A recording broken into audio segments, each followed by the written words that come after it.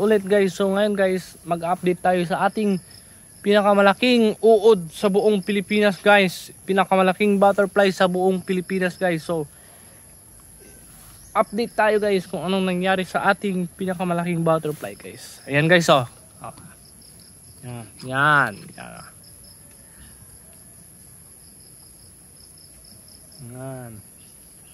Yan yung pinakamalaking butterfly sa atin guys dito sa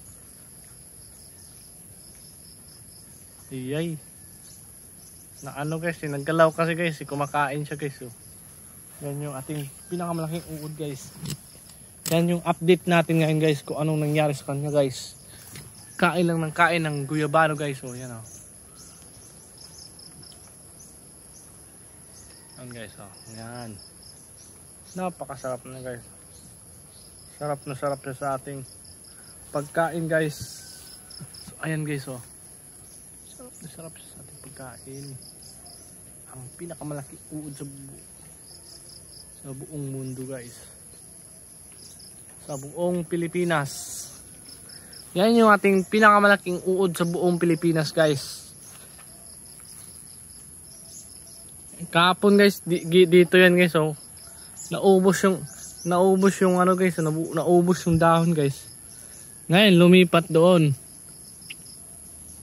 So paglipat niya, ubos na naman yung dahon yun. Oh. Tingnan nyo guys oh. Ano guys oh. Ang daming naubos ng dahon oh. Yan oh. Yan oh. Naubos niya yan ano. Kita yan guys oh.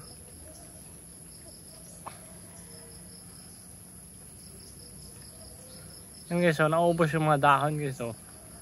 Yan. Yan yung kinain niya guys oh. Mga dahon. Yan, naubos yung mga dahon guys. Wala ng dahon yung ano natin guys. Guyabano guys. Kasi inubos ng matakaw na uod guys. So, ang laki talaga guys. So, oh, kinakain kasi niya yung guyabano guys. So naubos yung mga tangkay guys. Ang tatakaw pa ng kumain guys. Grabe.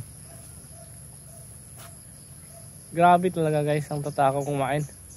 Naubos yung tangkay guys oh. Kalain mo naman yan guys, naubos yung tangkay oh.